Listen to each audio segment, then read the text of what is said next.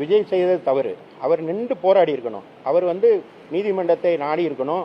அவர் சிறப்பு புலனாய்வு குழு, அதாவது ஸ்பெஷல் பெஞ்ச் கான்ஸ்டியூட் பண்ண சொல்லி கேட்டிருக்கணும். கேட்காதது. அதனால தான் நான் சொல்றேன், எடப்பாடியாரால் தான் இதெல்லாம் முடியும்.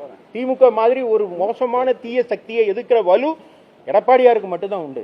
அதை அவர் ஒரு மனிதர் வண்டி எடுத்துக்கிட்டு ஊர் ஊரா போய் பேசுறாரு. திமுக ஆட்சியினுடைய தோல் உரித்து காட்டுகிறார். இந்த ஆம்புலன்ஸ் வந்தது தான் அவர் குற்றம் சாட்டினாரு. இந்த இது எடப்பாடியார் கூட்டத்திலையும் இந்த முயற்சி நடந்திருக்கும். ஆனா எடப்பாடியார் அரசியலில் தேர்ந்தவர், திமுகவினுடைய சூதுவாதுகளை அறிந்தவர், இவங்க எப்படியெல்லாம் இந்த புரட்டுவாங்க தெரிந்தவர். எனவே அவர் சாதகமாக சூழ்நிலையாக அதை சாதுரியமாக கையாண்டு தொண்டர்களை காப்பாற்றிக் கொண்டார். விஜயால பண்ண தெரியல. எனவேதான் நிர்வாகம் பண்றதுக்கு எடப்பாடியார் முதலமைச்சராக வரணும்னு நாங்கள் கேட்கிறோம். அதனாலதான் சொல்றோம், திராவிட முன்னேற்ற கழக அரசு தவறு இழைத்து விட்டது. இதுக்கு நீங்க பொதுவா போலீஸ் இன்ஸ்பெக்டர் தவறு, எஸ்பி தவறுன்னு நான் சொல்ல மாட்டேன். உத்தரவு போட்டது யாரு? மேல இருந்து உளவுத்துறைன்னு ஒன்று இருக்கணும். அதோட வேலை என்ன? இப்போ இந்த இடத்துல 10,000 பேர் கூடுவாங்கன்னு பெர்மிஷன் கேட்டாங்க சார், நாங்கள் கொடுத்தோம். ஆனால் 27,000 பேர் கூடியிருக்காங்கன்னு சொல்றாரு டிஜிபி. அப்போ 27,000 பேர் கூடினா அந்த இடம் தாங்காதுன்னு உங்களுக்கு தெரியும். நீங்கள் என்ன செஞ்சுருக்கணும்? பேரிகார்ட் போட்டு மறைச்சிருக்கணுமா இல்லையா? அல்லாட்டி கூட்டத்தை கேன்சல்னு அறிவிச்சிருக்கணுமா இல்லையா? ஏன் செய்யலை? அப்போ இதில் ஏதோ ஒன்று இருக்குது. எனவே தான் இது சிபிஐக்கு போக வேண்டிய வழக்குன்னு நாங்கள் சொல்கிறோம். இந்த விசாரணை சிபிஐ விசாரித்தா தான் முறையாகும். அதைத்தான் எடப்பாடியார் வலியுறுத்துறார். சார், இது இறந்து போய் 41 பேர் இறந்து போயிட்டாங்க. அதில் பேசுகிற பேச்சா இது? என்ன கூட்டணி இது? இதெல்லாம் திசை திருப்புற பேச்சு. நடந்து முடிந்தது மிகப்பெரிய துன்பியல் சம்பவம். இதற்கு பொறுப்பானவர்கள் யாராக இருந்தாலும் நிறுத்தணும். அது விஜய் மேலே தவறு இருந்தாலும் சரி, ஸ்டாலினுடைய அரசு மேலே தவறாக இருந்தாலும் சரி, ஒரு இண்டிபெண்டன்ட் ஏஜென்சி. அதனால தான் அதை சிபிஐ கிட்ட கொடுக்கணும்னு சொல்லலாம். ஏன்னா இந்தியாவில் இதே மாதிரி நடந்த சம்பவங்கள் 4 உண்டு. சின்னசாமி பெங்களூர் சின்னசாமி ஸ்டேடியம், பெங்களூர் சின்னசாமி ஸ்டேடியம் ஹஸ்ரத் வழக்கு, அது மாதிரி கும்பமேளா வழக்கு, புதுடெல்லி ரயில் நிலையத்தில் இதே மாதிரி ஸ்டாம்பேடு நடந்தது. இதையெல்லாம் படித்து பார்த்தேன். இதிலெல்லாம் கடைசியில் என்ன சொல்கிறாங்கன்னா, இந்த வழக்கோட போக்கு என்ன இருக்குன்னா, இருதரப்பும் பொறுப்புன்னு தான் சொல்கிறாங்க. 2 தரப்புலையும் சஸ்பென்ஷன், அதிகாரிகள் சஸ்பெண்ட் பண்ணப்பட்டிருக்காங்க. ஆனால் இங்கே எதுவுமே இல்லை. நீங்கள் வலை வீசி தேடுறாங்களாம். என்னங்க 41 உயிருங்க, எவ்வளோ ஈஸியாக ஹேண்டில் பண்ணுறாங்க பாருங்கள். நீதியின் மேல் தாகம் இருந்தால் நீதிமன்றங்களே இந்த வழக்கை நேரடியாக எடுத்துக்கணுங்கிறது தான் என்னுடைய ஆதங்கம். இது ஆய்வாளர் 21/1/2025 இந்த வேலுசாமிபுரங்கிறது அருகதையற்ற இடம், குறுகலான சாலை கொண்டதுன்னு நாங்கள் அப்ளிகேஷன் ஜனவரி மாதம் கொடுக்கும்போது, எம்ஜிஆர் பிறந்தநாள் கொடுக்கும்போது மாட்டேன்னு சொன்னது. இது அது ரிஜெக்டட். இந்த பிளேஸ் ரிஜெக்டட். ஆக ரிஜெக்ட் பண்ணப்பட்ட ஒரு இடம் இப்போ எப்படி அது சூட்டபிள் பிளேஸாக மாறிச்சு?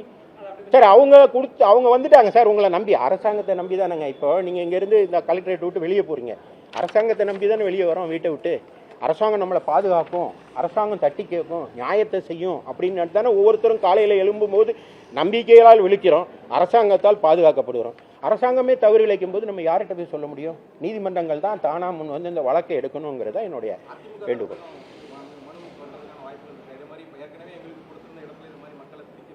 ஏற்கனவே எடப்பாடியார் விளக்கமாக சொல்லியிருக்காரு. நீங்கள் வதந்தியை பரப்பாதீங்கன்னு சொல்கிறீங்க, நீங்களே போஸ்ட் விட்டுறீங்க. எதை நம்பி சொல்கிறீங்க? நீங்கள் குற்றம் சாட்டும் போது ஒரு விரலை நீட்டும் போது 3 விரல் ஸ்டாலினை நோக்கி இருக்குங்கிறத ஸ்டாலின் மறந்துட்டாரு. அவர் குற்றம் சாட்டாரு, நீங்களாம் வதந்தியை பரப்பாதீங்கன்னு நம்மளை நோக்கி சொல்லிட்டு, அவர் ஒரு விரல் நம்மளை நோக்கி இருக்கு, மீதி 3 விரல் அவரை நோக்கி இருக்கு. அவனோட ஆள் தான் போஸ்டர் விட்டுறான், வதந்தியை கிளப்புறான். ஆனால் அன்னைக்கு பத்திரிகையாளர்கள்லாம் அரெஸ்ட் பண்ணியிருக்காங்க. இதெல்லாம் நியாயமா? ஜனநாயகத்தில் ஒரு விஷயத்தை வெளிக்கொண்டு வருவது பத்திரிகையாளர்கள். அவர்களை அரெஸ்ட் பண்ணால் அது என்ன அர்த்தம்? 41 பேருக்கு நியாயம் கிடைச்சிருமா? அதெல்லாம் யார் கேட்கறது? எனவே சொல்கிறோம், இதெல்லாம் முடியணும்னா எடப்பாடியார் தான். இதை கேட்கறதுக்கு உகந்த ஒரே மனிதர், தைரியமானவர், திண்மையானவர், சட்ட அறிவு மிக்கவர், திமுக அரசை தட்டி கேட்கிற நுட்பம் கொண்டவர் அவர் மட்டும்தான். எனவே தான் அவரை நம்பி தான் இப்போ ஒரு பெரிய கூட்டம் நடந்துருச்சு, அசம்பாவிதம் நடந்து முடிஞ்சிருச்சு. காப்பாற்ற வேண்டியவர் ஊருக்கு போயிட்டார். போலீஸார் விளையாட்டுத்தனமாக எஃப்ஐஆர் எப்படி போட்டிருக்காங்க பார்த்தீங்களா? எஃப்ஐஆர் அப்போ லேக் ஆஃப் கான்ஃபிடென்ஸ் இருக்குன்னு நான் சொல்கிறது போதாமா? இப்போ விஜய் என்ன கட்சி நடத்துறாரு? விஜய் தமிழக மக்கள் கட்சியா விஜய் நடத்துறது? வெற்றி கழகம். எஃப்ஐஆரில் என்ன போட்டிருக்காங்க? அப்படின்னா அது முறையாக இருக்கா? நீதி கிடைக்குமா அந்த 41 பேருக்கு என்று நான் கேட்கிறேன். நாங்கள் வேதனையில் நாங்கள் பேசுகிறோம், எதிர்கட்சி தான் அதை தட்டி கேட்கும். அதனால தான் எடப்பாடியார் பேசுகிறாரு. பேசுனா அவர் வந்தார் ஊர்ந்தார் தவழ்ந்தாருன்னு நீங்கள் பேசுகிறீங்க, அவர் வாயை அடைக்க பார்க்குறீங்க. அதுவா அரசியல்?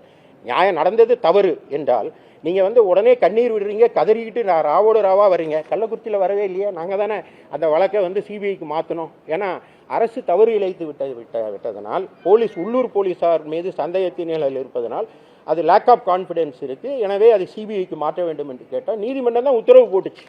இப்போ சிபிஐ விசாரிச்சுட்டு இருக்கு. ஏன் இதை கொடுக்குறதுல அஜித்குமார் கேஸில் கொடுக்க உங்களுக்கு தெரியுதுல்ல, நீங்களே முன் வந்து தானே கொடுத்தீங்க. இப்போ கொடுக்குறதுல உங்களுக்கு என்ன பிரச்சனை? தவறு நீங்கள் இழைக்கலைன்னா நீங்கள் ஏன் பயப்படுறீங்கன்னு நான் கேட்குறேன். எடப்பாடியார் இப்பொழுது அறிவித்திருக்கிறார். நாங்கள் அதை நுட்பமாக கவனித்துக் கொண்டிருக்கிறோம். நீதிமன்றம் இப்போ விடுமுறையில் இருக்கிறது. நீதிமன்றங்கள் திறந்ததும் இப்போ வந்து பண்டிகை கால விடுமுறையில் நீதிமன்றம் இருக்குது. திறந்ததும் இதை யார் தட்டி கேட்கணுமோ அவங்க தட்டி கேட்குறாங்களான்னு பார்ப்போம். இல்லைன்னா அதிமுக அந்த சட்ட போராட்டத்தில் யாரு. பிளே ஸ்டோர் மற்றும் ஆப் ஸ்டோரில் இருந்து பாலிமர் செயலியை QR கோடு மூலம் பதிவிறக்கம் செய்யுங்கள். செய்திகளை உடனுக்குடன் பெறுங்கள்.